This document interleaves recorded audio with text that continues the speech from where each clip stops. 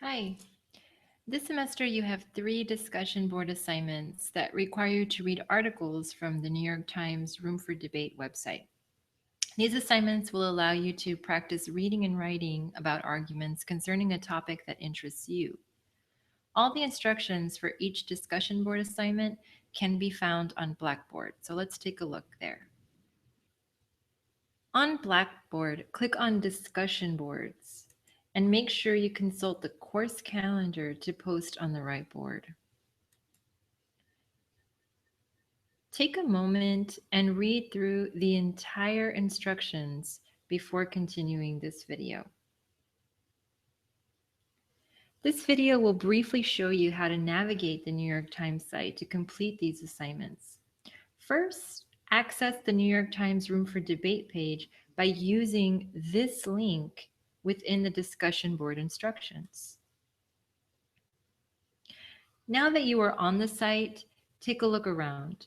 You will notice that there are several hot topic questions covering a variety of issues.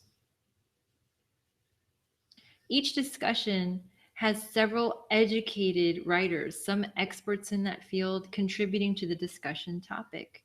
The point of this site is for readers to take a look at issues from multiple perspectives, learning more about that topic and possibly change their mind. Now look for a topic related to your career field or other interest. For example, if you scroll down this right-hand menu, there are many general topics to choose from that may relate to your career. If you find something very specific to your area, great, but sometimes you may not. The closer, the better. For example, if you're a business major, you may click on business and then select from the topics up that day. I'm going to select how can bookstores stay alive? Next, I see all the debaters on this topic. They're all contributing an intelligent, meaningful argument to this issue. They don't all agree, but that's an argument. You don't have to agree with the article you choose. In fact, it's best to read these articles with an open mind. You will also notice the title of each article and a short summary of that article.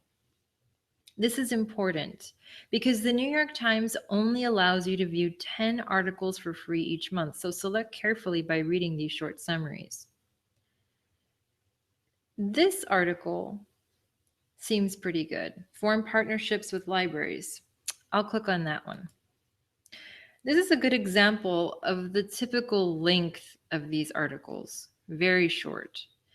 If this one looks good to me and I want to use it for my discussion board assignment, I will read it very carefully a few times to make sure I understand it.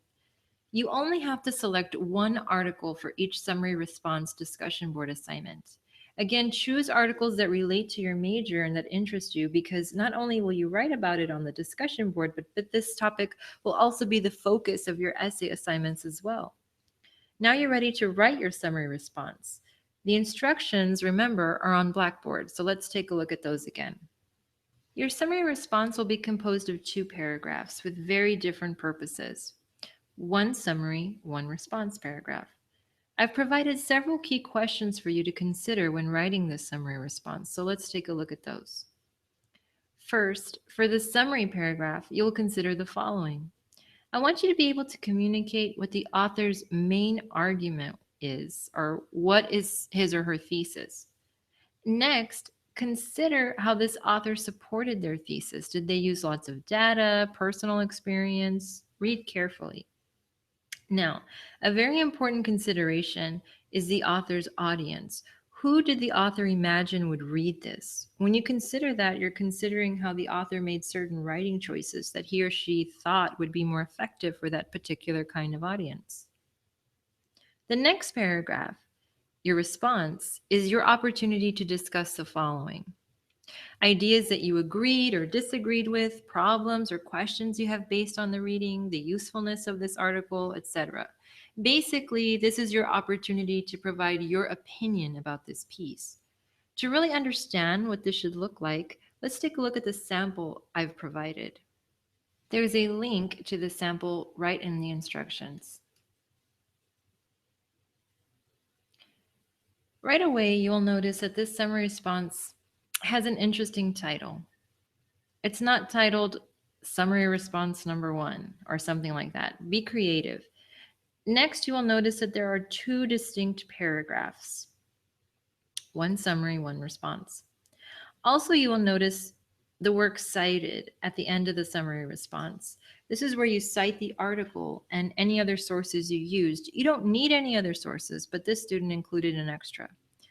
And you must do this in MLA format. You're welcome to use this sample as a guide for yours. Let's take a closer look at the paragraphs now. You want to begin each of your paragraphs with a clear topic sentence, which are these highlighted in yellow.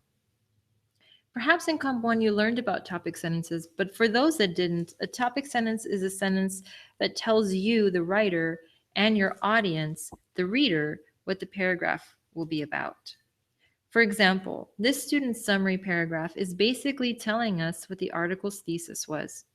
Also notice that she included the full name of the author and the title of the article. I would like you to get used to that. A good summary contains the author's name, the title, and a brief one-sentence summary of the entire piece. And that's what the student does in this first sentence. The rest of the sentences in the summary paragraph go into more detail and answer those summary questions we discussed earlier in the video. How did the author support their view, etc.? Reading this sample carefully will show you that the student was very careful not to put any of her opinions in the summary paragraph. A summary is clear and clean of any of your opinions. Save that for the response paragraph instead. Next, for the response paragraph, begin with a topic sentence. What is the main idea of your response to this article? For example, this student's overall opinion about the article is clear here in this yellow topic sentence. I agree that parents have full autonomy when it comes to making their own health decisions. However, when it comes to their children, they should not endanger them by denying them modern medicine or by imposing dangerous religious practices. The rest of her response paragraph describes why she feels this way about the article. Again, use the questions I've provided to help guide your writing.